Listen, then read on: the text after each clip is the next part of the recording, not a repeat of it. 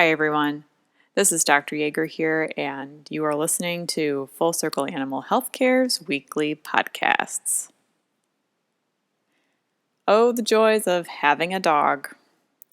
They always are happy to see us when we come home from work, always ready for an adventure or a nice long nap. And they're always there for us when we need them the most. In exchange, we pet owners do our best to keep our fur kids as safe and as happy as possible.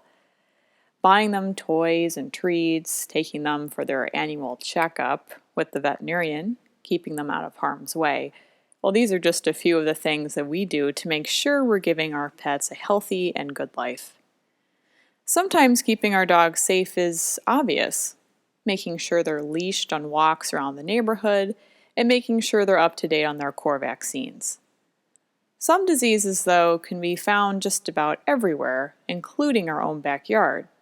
Today, I will be focusing on one of those diseases, one that you may have heard about in recent news, one that can be contracted quite easily, and one that you can help prevent through vaccination: leptosporosis. Leptosporosis is a rather infectious bacterial disease that is caused by the bacteria genus Leptospira. The infection can cause a wide array of symptoms that range from mild to severe. The Merck Veterinary Manual states there are currently 21 recognized genospecies of Leptospira. This disease has a wide range of clinical presentations in dogs. Any age, breed, or sex of dog is susceptible to leptospirosis, and the diagnosis should not be excluded on just the basis of lifestyle alone.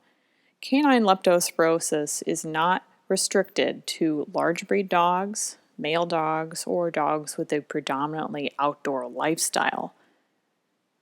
Leptospirosis affects a large array of wildlife as well as domesticated animals.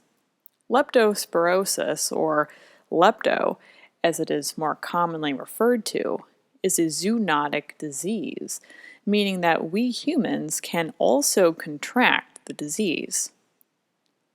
In fact, the Center for Disease Control warns us that the Leptospira bacteria is the cause of most commonly widespread disease that can be transmitted to both animals and humans.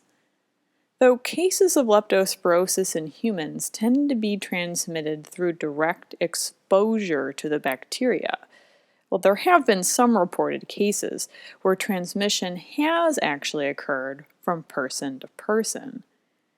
As for our feline friends, very little is actually known about how leptospirosis affects them.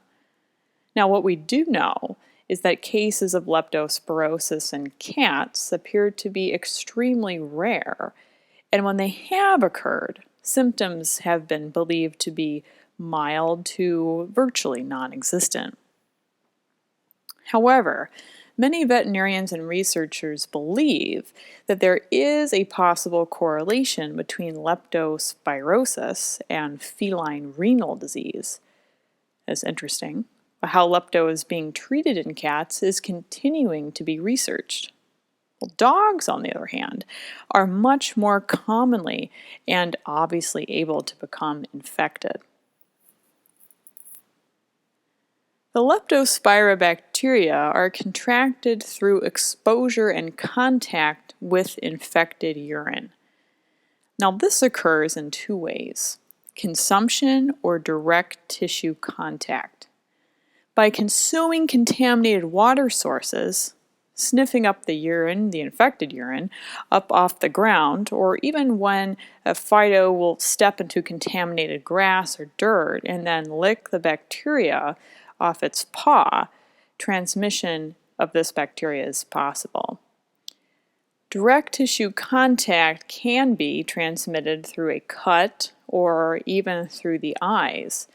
This means that swimming in contaminated waters with you or your dog's eyes open, or having water or urine splash or run into you or your dog's eyes, is a risk. Although rare, neonatal transmission is also possible, resulting several outcomes such as fetal infection, stillbirth, and giving birth to infected offspring. As with the majority of diseases, young puppies are a lot less likely to completely recuperate from an infection. It is important to note that some of the infected are able to excrete the bacteria in their urine for up to several years, and that the bacteria can remain infectious in the soil for up to 6 months. Though Leptospira bacteria is more abundantly found in areas with warmer temperatures, in rural areas with high rainfall, or areas that are subject to flooding, it has also been found to be increasingly common in any area, including those that are urban. Some of us may remember that there was a bit of a lepto outbreak in the city of Chicago and its suburbs back in 2014. Since lepto can spread fairly easily and quickly, veterinarians in the Chicago area saw a surge of cases that year, and unfortunately, several of those cases end up being fatal. Generally speaking, there has been a steady rise nationwide of this disease. Many veterinarians and scientists believe that this is because more and more land is being encroached upon as cities tend to expand. As we move deeper into areas where there's a lot of wildlife, we are subjecting ourselves and our pets to diseases that wildlife may be carrying. As diagnostics become better and better, infectious diseases that may have slipped through our radar years ago are now being detected more accurately.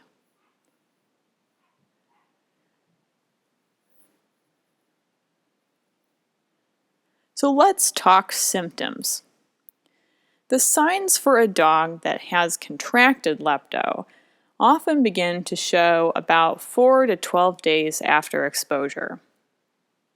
Symptoms can vary from dog to dog, range from non-existent to mild to severe, and in the worst cases, it can cause death.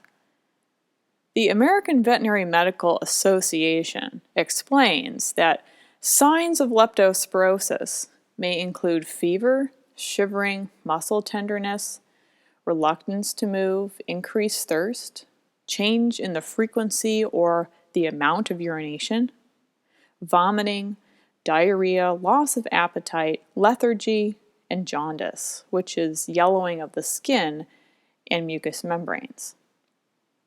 The disease can cause kidney failure, with or without liver failure. Dogs may occasionally develop severe lung disease and have difficulty breathing. Leptospirosis can cause bleeding disorders, which can lead to blood-tinged vomit, urine, stool, saliva, prone to nosebleeds, and the development of pinpoint red spots, which may be visible on the gums or other mucous membranes or on light-colored skin. Affected dogs can also develop swollen legs from fluid accumulation or accumulate excess fluid in their chest or abdominal cavity.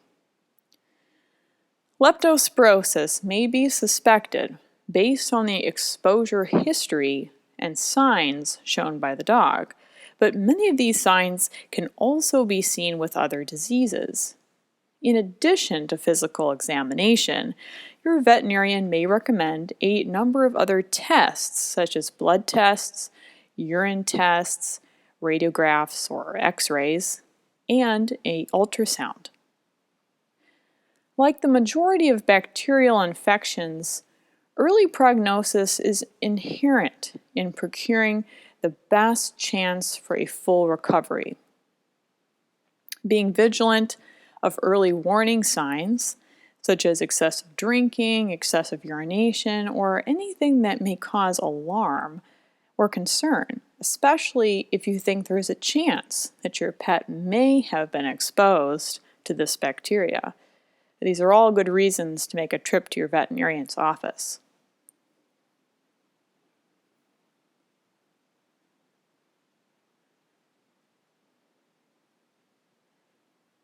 When it comes to your pet's health, any vet will agree that it's better to bring them in if you suspect something could be wrong than to wait until the situation could become an emergency. Not only is bringing your dog to the vet when something may be wrong is the best solution for their health, but it's also more cost effective. Anyone who has had to take a pet into an emergency veterinary clinic will tell you that much like a human ER visit, the bill can be quite hefty. Although many visits to the ER clinic are unavoidable emergencies, many of them are situations that owners tried to wait it out, situations that took a turn for the worse. Prevention is one of the best medicines and also one of the safest. Veterinarian's office. So, if you think anything could be wrong, give your veterinarian's office a call. Treatment must be administered aggressively and often includes administering strong antibiotics such as doxycycline or penicillin, fluid therapy, and general supportive care that varies depending on the severity of the infection. Rates of recovery are high when treated early, though there is always a chance that there could be permanent damage to your dog's kidney or liver. Prevention for leptospirosis includes vaccinating your dog for leptospirosis, avoiding areas that are known to be at high risk, especially during times of outbreak, and redirecting your dog when they attempt to drink out of unknown water sources. Always, always bring a bowl and fresh, clean water for your dog to drink from. Dogs who live in high-risk environments go outside frequently, attend doggy daycare, or need to be boarded, are working or hunting companions, or accompany you on camping or hiking trips have a higher chance of contracting lepto. Owners with high-risk dogs should always be vigilant for possible symptoms.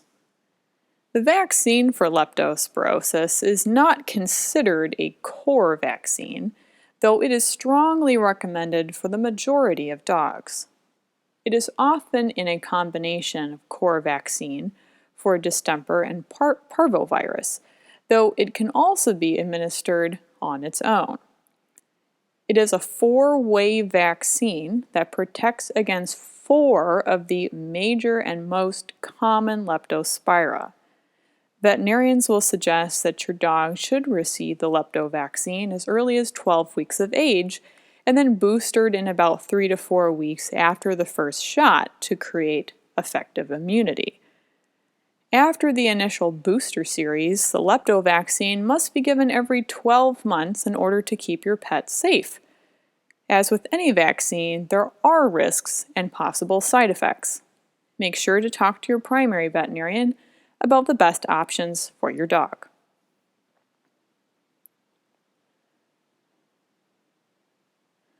Leptospirosis certainly is a nasty bacteria.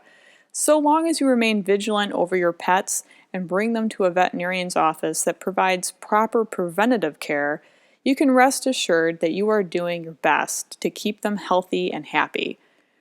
Remember, with modern medicine and diagnostics, survival rate is high for those who are treated early. We here at Full Circle Animal Healthcare thank you so much for listening to another weekly podcast, and we hope you and your pets make the most out of the last weeks of summer. Until next time, thanks again.